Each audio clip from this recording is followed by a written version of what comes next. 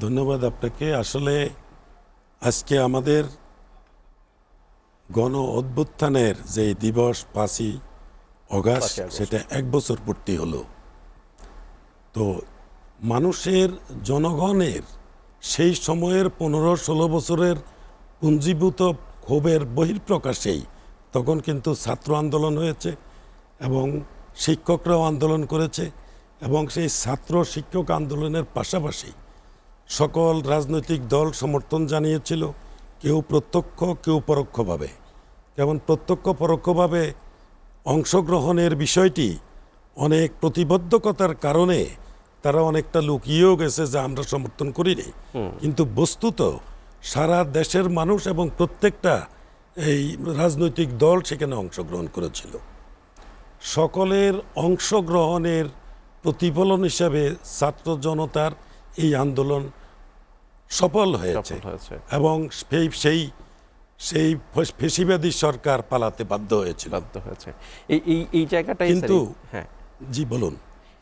এই ফেসিবাদী সরকার পালাতে বাধ্য হয়েছে এবং পালিয়েছে 16 বছরের দুঃশাসনের অবসান ঘটেছে। হ্যাঁ, দুঃশাসনের যেই বিষয়টা ছিল 15-16 বছরের পুঞ্জীভূত ক্ষোভ এবং দেশে যে নৈরাজ্য সৃষ্টি হয়েছিল, মানুষের বাকস্বাধীনতা হরণ এবং সব কিছু হনন, প্রশাসনিক সব কিছু ধ্বংস করে ফেলা এবং মানুষের যে ভোটের অধিকার থেকে মানুষকে দূরে সরিয়ে দেওয়া, সব কিছু মিলিয়েই শুধু রাজনৈতিক দল এবং ছাত্র জনতা নয়, সমস্ত পাবলিক যারা রাজনীতি করে না তারাও, তাদের ভিতরে সেই ব্যবসায়ী মানে বললাম তো সবাই, মানে যারা বাসার সমস্ত লোক এবং ব্যবসায়ী সব মিলিয়েই আন্দোলনের প্রতিফলন ঘটেছে সেই 5ই আগস্ট।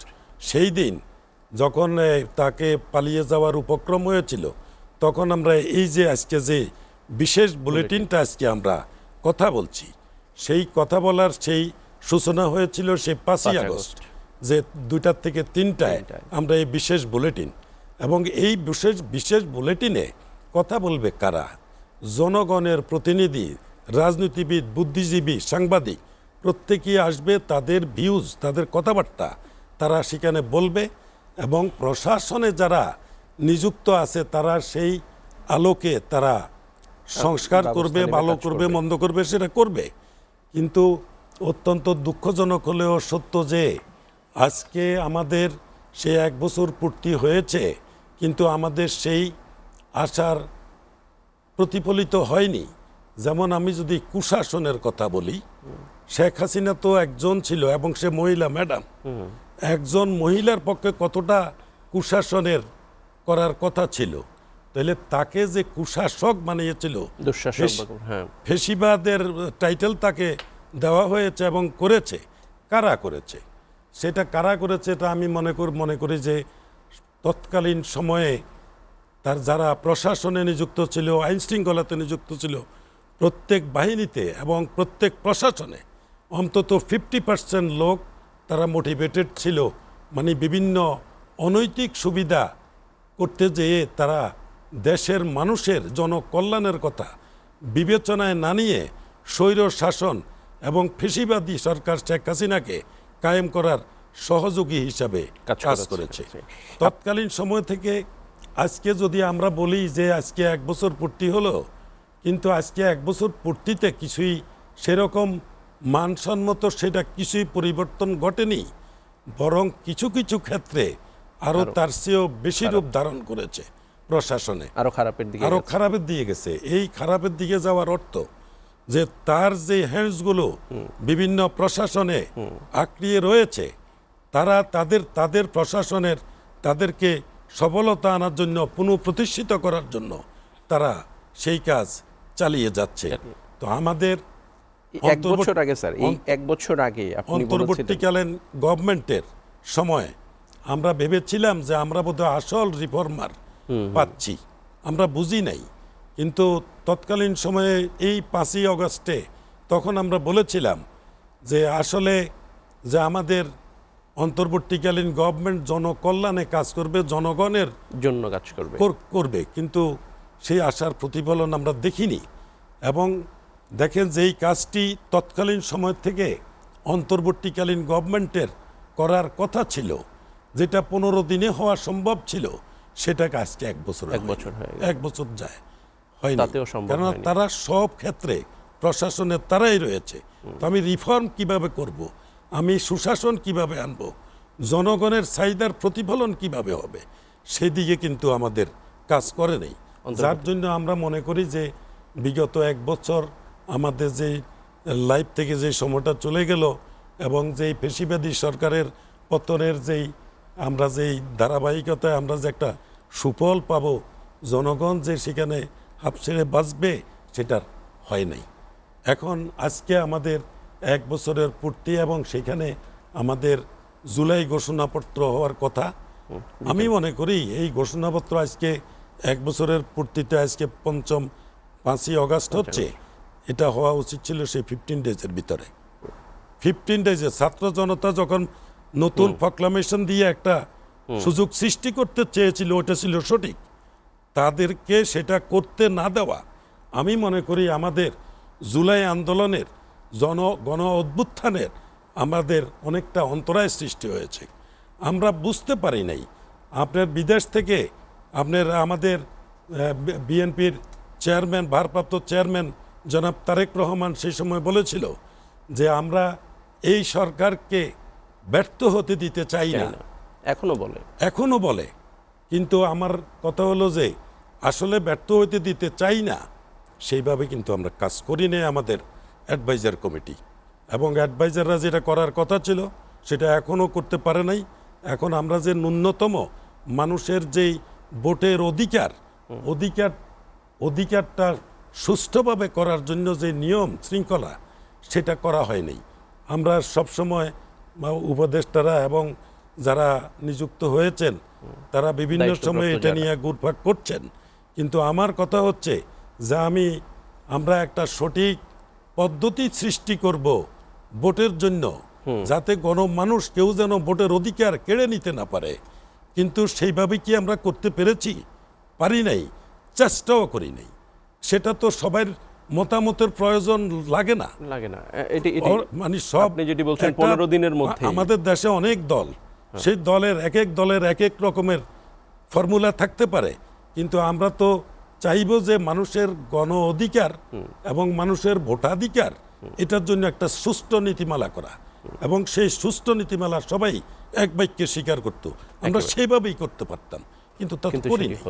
আজকে 1 বছরে আজকে দেখি ওনারা জুলাই ঘোষণাপত্রে কি দেবেন, আমরা সেটার জন্য অপেক্ষা করছি। আমরা আশা করছি আমরা দেখব। আমরা মনে করি এরকম কিছু একটা আসবে, তবে আমাদের ভাগ্য থেকে যেটা চলে গেছে সেটা তো আর পাবো না। কুশাসন অব্যাহত আছে, এবং শেখ হাসিনা শুধু একাই কিন্তু ফেসিবাদ ছিল না, তাকে ফেসিবাদ করেছে আমাদের আশপাশের প্রশাসনিক জনগণ এবং আইন শৃঙ্খলার। তো তারা যদি এটা না করতো, তারা জনগণের না। কিন্তু একটা কথা বলার অপেক্ষা রাখে না যে আসলে প্রশাসন কি জন্য সৃষ্টি হয়। প্রশাসন সৃষ্টি হয় জনগণের কল্যাণ সাধনের, জনগণের সেবার জন্য। যেই ডিপার্টমেন্টগুলি থাকবে, মন্ত্রণালয়, অধিদপ্তর, পরিদপ্তর, এগুলি হলো জনগণের কল্যাণে কাজ করবে এবং জনগণের আশার প্রতিফলন সেটা ঘটাবে। কিন্তু তারা মনে করে যে তারাই বোধহয় রাজতন্ত্র। প্রশাসন নিজেকে রাজতন্ত্র মনে করে জনগণকে প্রজা মনে করে। আমাদেরকে এটা বেরিয়ে আসতে হবে। আমাদের এখনো সময় আছে। আগামী দিনগুলোতে আমাদের প্রশাসনকে একবারে ঢেলে সাজাইতে হবে, যাতে নাকি ফেসিবাদের উৎপত্তি যেন না হয়। একজন সরকারি কর্মকর্তা কর্মচারী, তারা নিজেকে বুঝতে হবে তারা কে। তারা প্রজাতন্ত্রের কর্মকর্তা। তারা কর্মচারী লেভেলে কাজ করতে হবে। তারা প্রজাতন্ত্রের জনগণকে তাদেরকে অন্যায্য কর্মকাণ্ড থেকে তাদের বিরত রাখার জন্য আইন সৃষ্টি করতে হবে। আসল বিষয়টা তো সেখানে আমরা 1 বছর আগে আলটিমেটাম দিয়েছি। যদি আপনি অ্যানালাইসিস করেন, তখন 3-4 দিন আমি কথা বলেছি, প্রত্যেকটা কথা ওখানে আছে। কিন্তু আমাদের এটাকে মূল্যায়ন করা হয় নাই। আমরা গণমানুষের, দেখেন আমি কিন্তু রাজনৈতিক বিশ্লেষক নয়, কিন্তু আমি একজন ব্যবসায়ী। রাষ্ট্র নিয়ে চিন্তা করি, মানুষের অধিকার নিয়ে চিন্তা করি। সেই অধিকারের চিন্তা থেকেই কিন্তু আমরা তখন কিছু কথা বলেছি এবং আমরা কিছু গাইডলাইন দিয়েছি যে এমনটা হওয়া উচিত। কিন্তু সেটার প্রতিফলন তো ঘটেই নাই, এবং যারা নাকি পাশে যারা শেখ হাসিনাকে মানে ফেসিবাদী করার জন্য যারা নিযুক্ত ছিল তারা এটাকে ধ্বংস করে ফেলেছে, সেটা ধরে নাই। এখনো এই যে বিগত 1 বছর এখনো আমরা যে কথা বলি, আমাদের এখানে সাংবাদিক, বুদ্ধিজীবী, রাজনীতিবিদ তারা গাইডলাইন দেয়, সেগুলিও তারা আমলে নেয় না। এটাকে একবারে তুচ্ছতা ছিল ওই আওয়ামী পন্থায়, শেখ হাসিনার পন্থায়। তারা যেরকম গণমানুষের কথা চিন্তা করতো না, সাংবাদিকদেরকে এবং মানে পত্র পত্রিকা এবং আপনাদের গণমাধ্যমকে নিজেদের অপকর্মের জন্য ব্যবহার করত, ঠিক সেটাই অব্যাহত আছে। তবে না, এটা অব্যাহত সেটা নাই, ওইভাবে ব্যবহার হচ্ছে না, কিন্তু ওইটা অব্যাহত আছে। যে কোনটা, যে মানুষের গণমাধ্যম কি বললো এটাকে অ্যানালাইসিস করা, সেই অ্যানালাইসিস করাটা নাই।